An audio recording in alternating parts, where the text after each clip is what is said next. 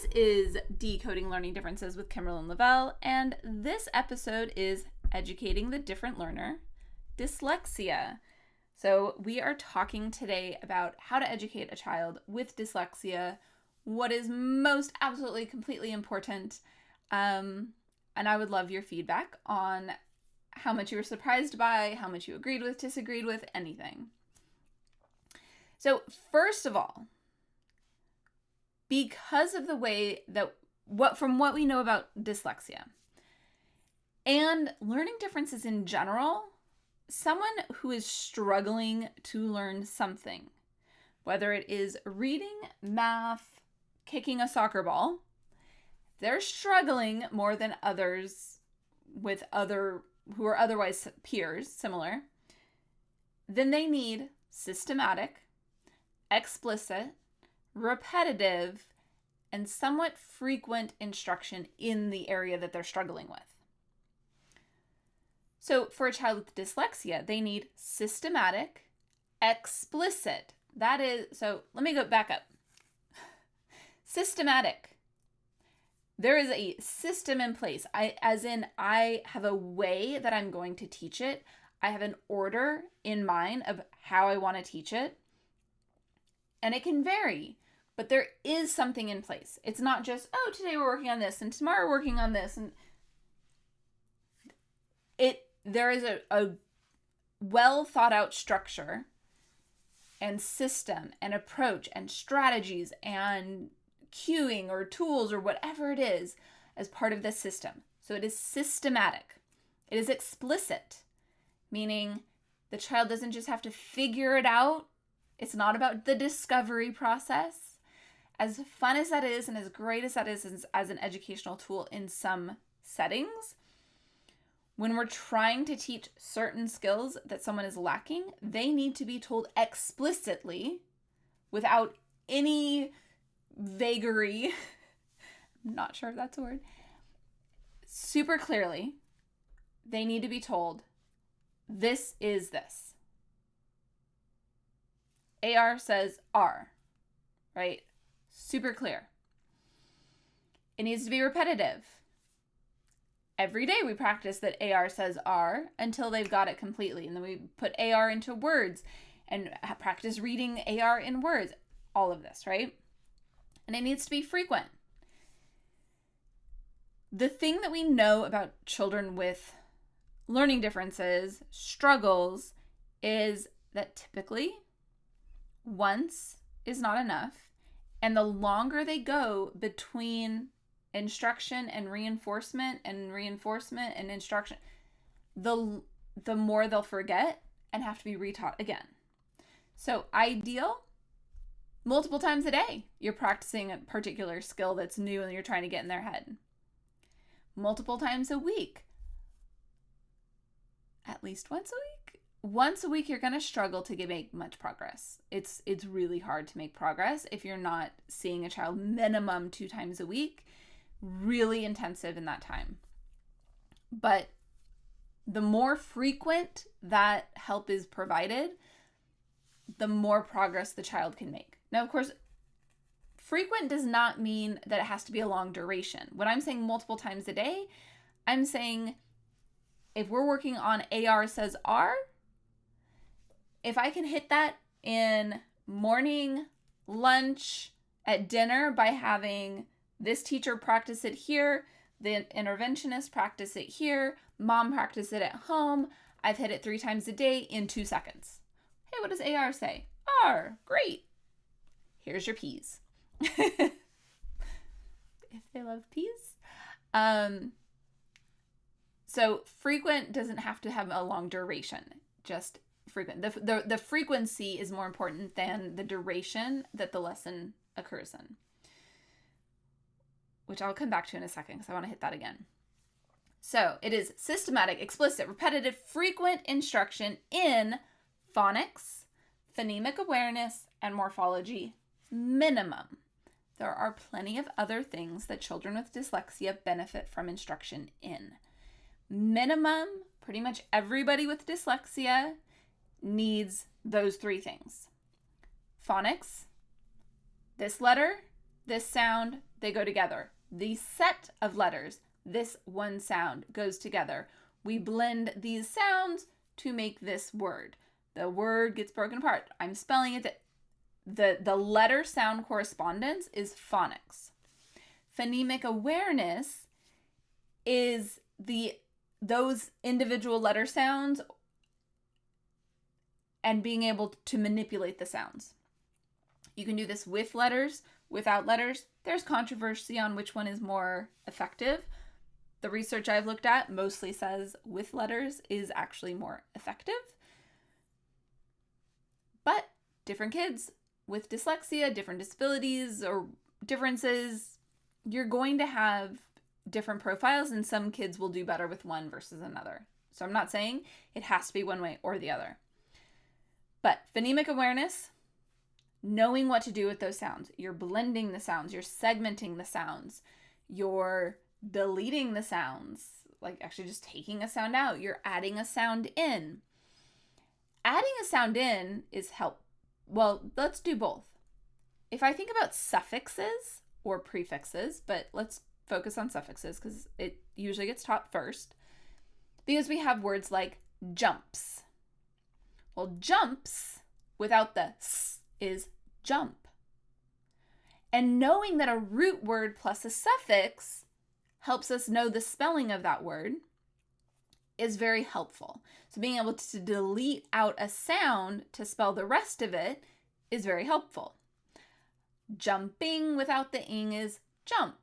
But then same thing, adding sounds. Spell jump with ing at the end. Jumping, right? Or say it and then later you can spell it. So all of that is helpful in figuring out how to read it, how to spell it. So that's phonemic awareness. So we've done instruction in letter sound correlations, phonics. Phonemic awareness, what are we doing with the sounds? Morphology has to do with the meaning. So now I'm using those suffixes and talking about how adding that S changes the meaning. Cat. I've got a picture in my head. Cats. Well, now that picture just multiplied itself. Now I've got a whole bunch of those little things running in my head, right? So it changes the meaning of the word. Cat and s are both morphemes. They both have meaning. And knowing that, again, helps us with spelling, helps us with reading. For example, jumped. Sounds like it should be J-U-M-P-T. But because of morphology and what the ed means as changing a word to past tense, I know that I'm using ed to spell jumped and not a T. So breaking it apart and using the morphology helps us understand all of that. Knowing all of this helps us to understand things. Some of us know it without having been explicitly taught it. We saw it enough, we were exposed to enough that we implicitly learned the information. Kids with dyslexia typically need the explicit instruction, lots of repetition and practice, frequently, in a systematic way, so that they can get all of those pieces and understand how the English language works and apply it and read it and spell it and have success. Now, most people will say that the instruction should be multisensory. The research I've looked at thus far does not prove that multisensory is better. Conceptually, it totally makes sense that multisensory is better. Orton-Gillingham is a multisensory approach. I love multisensory approaches. I tend to use a multisensory approach. So far, there is no research that says the instruction has to be multisensory in order to benefit the child. So, can it be? Absolutely. Does it have to be? We're not sure yet. I would err on the side of multisensory unless the multisensory is impacting the child's ability to access. Like if it's too much, it's overwhelming them and they need something a little more simple. Sometimes the more simple is better. Now you might still be multisensory, but maybe you're not doing multiple senses all at the same time. You're not having them use for example, a multisensory lesson. For those on the video, on audio, I'm holding up a Lego base plate.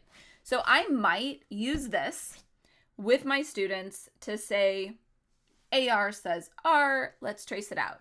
A-R, R, A-R, R, A-R, R. I think you can hear I am tracing on this board.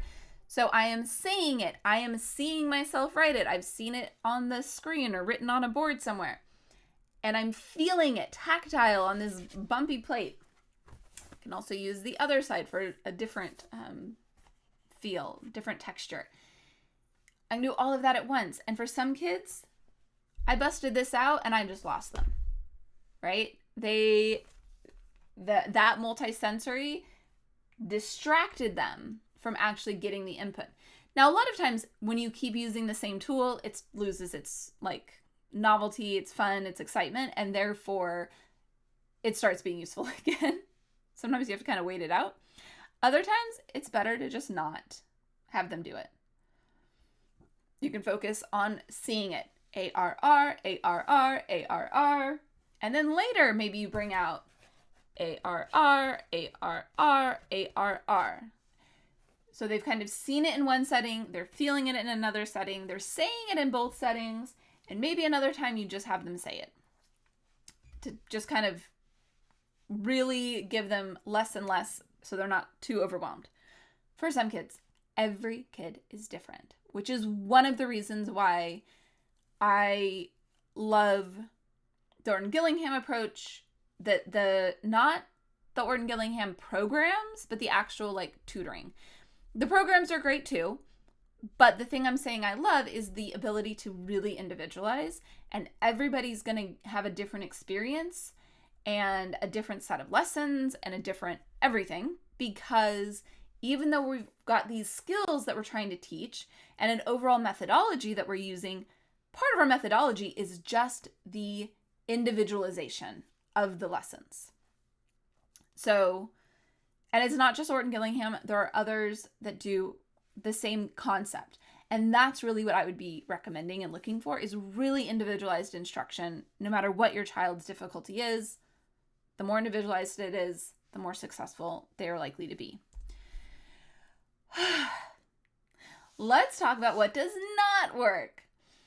We know, especially, so I'm guessing if you're listening to this podcast, you've already listened to the phenomenal podcast, Sold a Story, right? If you haven't, go check it out. It's really well done. It's captivating and it's like, oh my gosh. And she's got other ones that she's done before. It's great information. It's investigative. It's interesting. And it paints the picture of the ways in which children have been wronged. And the most recent, no, maybe not the most recent, one of the most recent episodes of it, there was like a special extra episode, was about dyslexia specifically. And they kind of brought in some old content to put this together. So basically, if you've listened to this, you already know this. If you listen to that episode or that podcast, you've already heard some of this. We know that it does not work to teach a child the 3 cueing method. It really doesn't work for any child. If you notice when kids start learning to read, a typical child who's learning how to read will already guess based on picture cues. They'll look at the picture naturally to figure out what that word is. They might also use some of the letters. So they start the word and they look at the picture and they come up with something that makes sense to them. That happens naturally.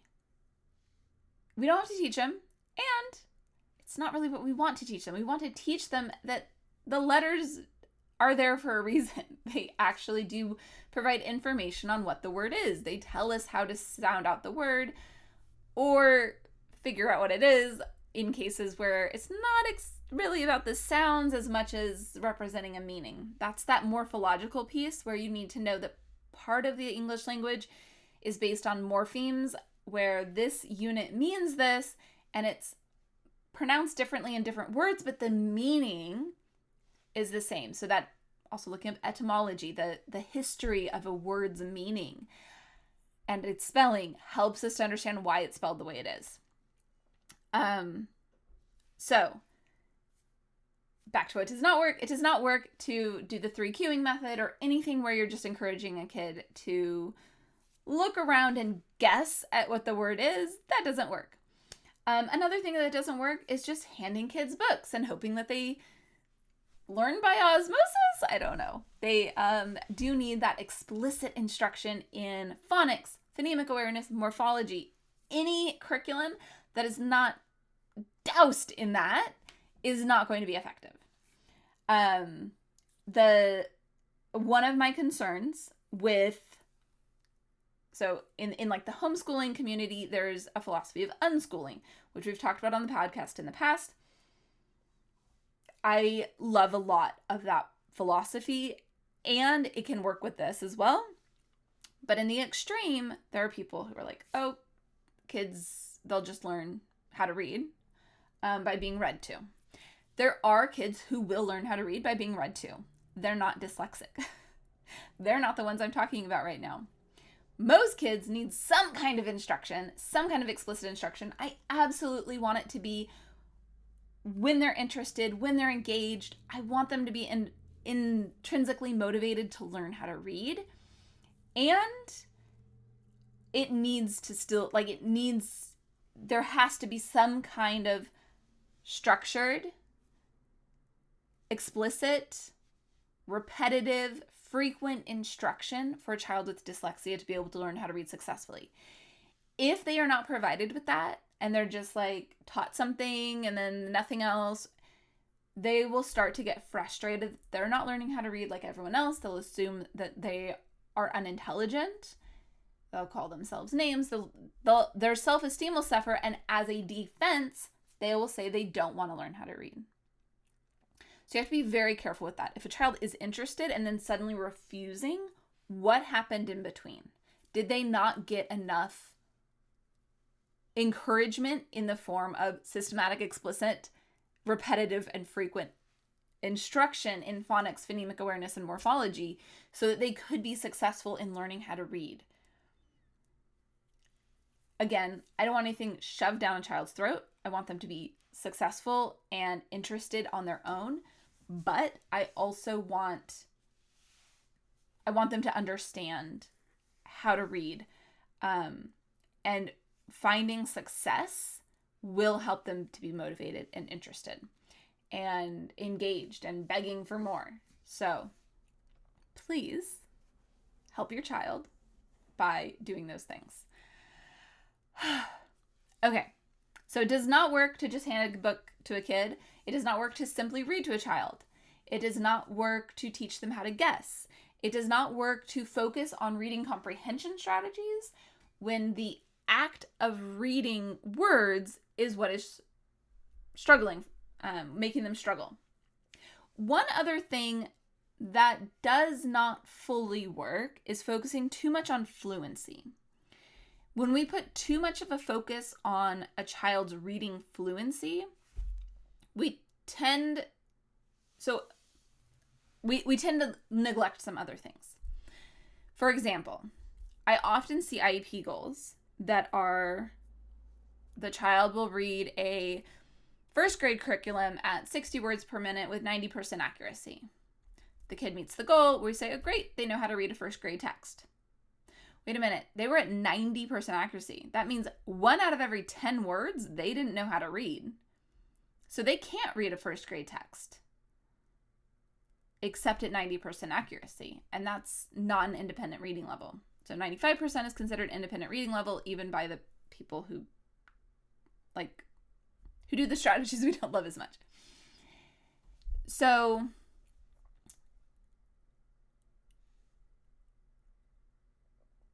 sorry. I'm trying to formulate how to say this.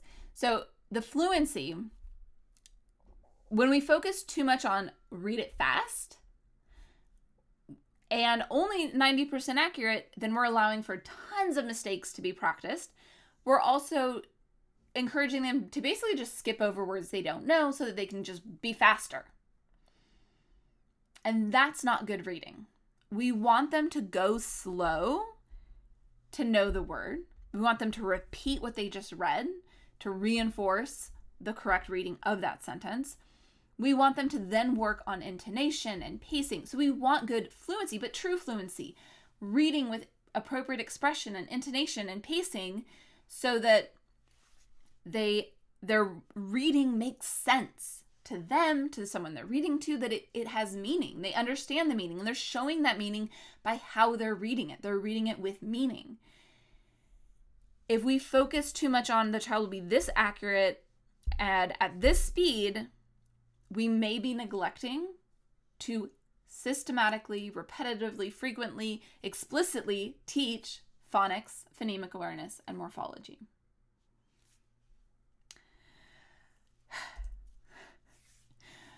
So, how do you get the school to provide proper instruction?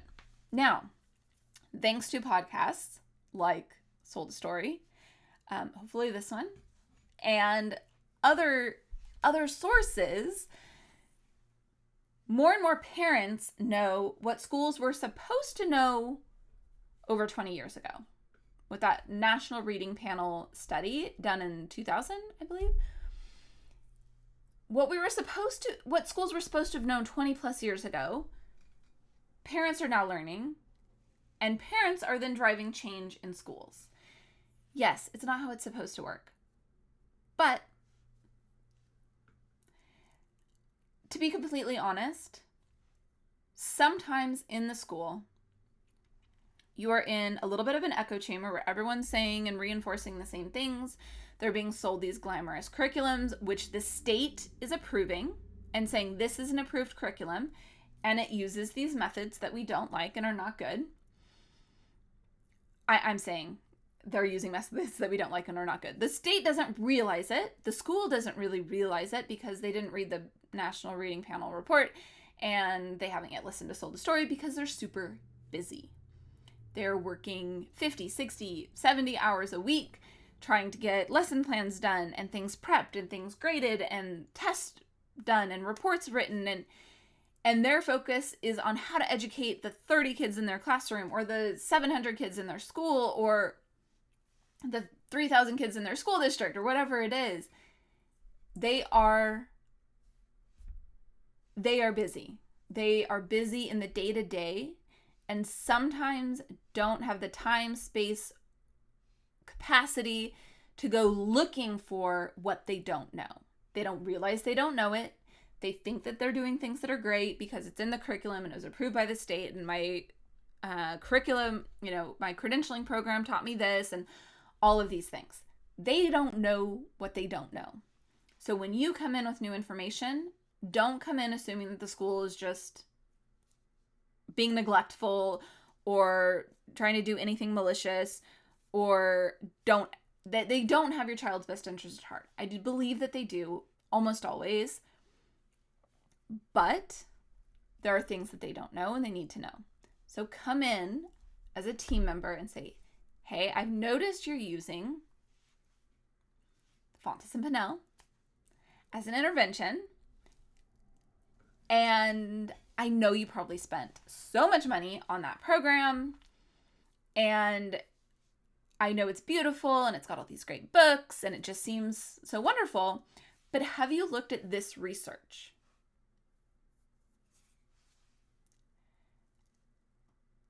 And don't fight them on it. Give them the space to look at it and assume the best in the school. They might not do anything yet. Come back to it.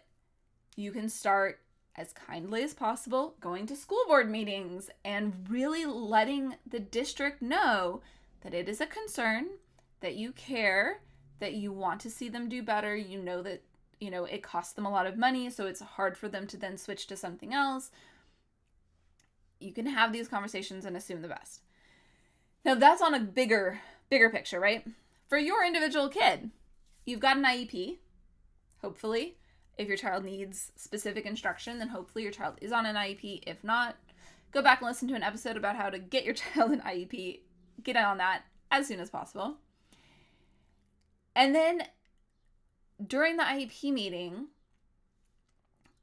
they're going to be going over goals and accommodations and services. Now, it is hard in most IEPs to get them to use any particular anything.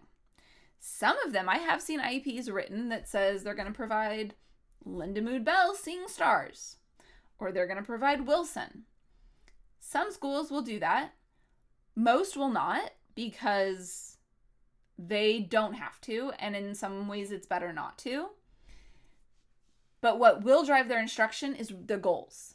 If a goal is well written, they have to instruct the child to meet that goal. So the goal can drive that perfect instruction that you want. So making sure you have phonics goals, phonemic awareness goals, and morphology goals means your child is being taught phonics, phonemic awareness, and morphology. Get rid of the fluency goal. It's not that they're not sometimes helpful a little bit, but they're not teaching the child phonics, phonemic awareness, or morphology, or making sure that their child has those skills. So get those goals into the IEP. That's where you want to focus your efforts, is if the goal is in there, you know your child has to get that instruction.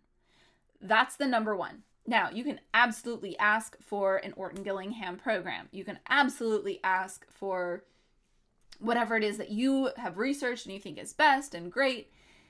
You can ask how much instruction the teacher who is providing it has had. You can ask all sorts of things. You can be as confrontational as you want to be. But I would focus your first efforts on those goals. Because even if the district won't put any of the rest of it in the IEP, if you've got really good goals, your child is off to a great start of the teacher's got to figure out how to teach those things. Now, sometimes they're going to be like, no, this... I recently was helping on a case where the school was like, no, this goal, this fluency goal covers all of that. Because if they meet this goal, it means that they can do all those skills. It does not. It absolutely does not. It absolutely does not. So go back, listen to my episode on goals, and apply that information to phonics goals, phonemic awareness goals, morphology goals. Get those in the IEP. At least one of each would be awesome. Sometimes for the really littles, it would just be the phonemic awareness or just the phonics and phonemic awareness. You might not get to morphology yet. Your child may also have great phonemic awareness at this point and only need phonics and morphology or something like that. So it doesn't necessarily have to be all three every time. Okay, so you've got an IEP and things are great. Or you're homeschooling and you're doing what you can do. But you also want to give your child more. You have the funds, you have the financial means, and you want to give your child more. You would like to hire an outside tutor to give extra instruction. What do you look for? What tutor is best? I see this all the time. Is it Barton better? Or is Wilson better? Or is Orton-Gillingham better? Okay, so Barton and Wilson and many others are Orton-Gillingham based, which means they looked at all the Orton-Gillingham research from over 100 years ago. Originally, I think some of it started. And then it's been progressing and progressing. There's updated stuff, but it's been around a long time. So they looked at all that information and they created a program based on it. And it's somewhat scripted. Like Barton is very scripted. And Wilson, very structured. And they give a very explicit structure to more of a methodology. That Orton-Gillingham is more of a methodology. It doesn't already have the structure. There's also then Orton-Gillingham tutors that are trained by an academy that might provide them with a structure of how a lesson would go, what order of skills you're teaching and what you're teaching and how you're teaching different things. But then you individualize it based on every kid. So all of those are excellent, fantastic, might just work for your kid. They also might not. It depends on your kid. Now, I will say, if you have an equally priced, equally available, equally charismatic, engaging set of tutors, one is Barton, one is Wilson, one is Orton-Gillingham, I would pick the Orton-Gillingham because it's more adaptive. it can work with your kid a little bit more individually. However, a really boring, mean Orton Gillingham tutor is a thumbs down compared to a really engaging and fun Barton tutor. Learning is fun.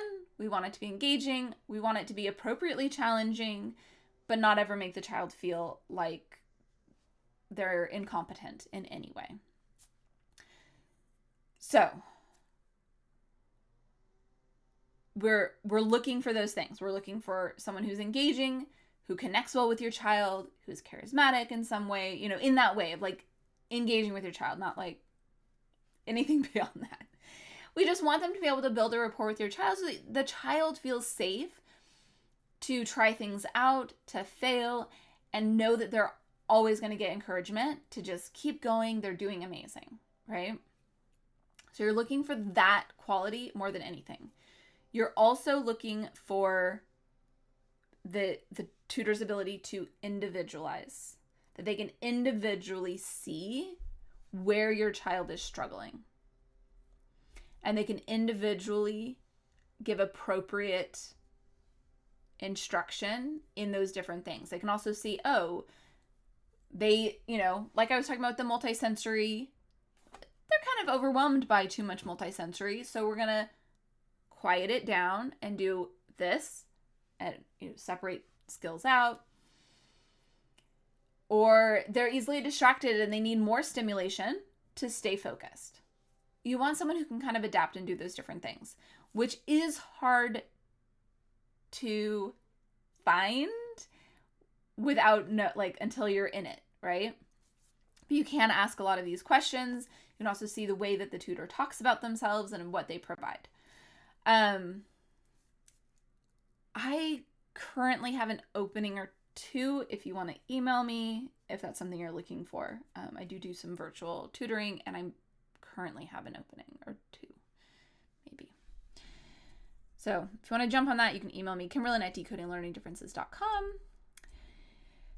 Today's takeaway: children with dyslexia need explicit and systematic instruction at a high rate of frequency. We're repeating things, we're doing it explicitly, we're doing it systematically. The instruction is in phonics, phonemic awareness, and morphology. Minimum. It may or may not be multisensory. If you want to schedule a call to see if we're a good fit, if I can help you figure out anything going on in your child's educational world, please email me, Kimberlyn@decodinglearningdifferences.com. We'll just start that conversation and just see what is it that you need the most that I can provide best for you. Have a fabulous day, and I will see you again next week.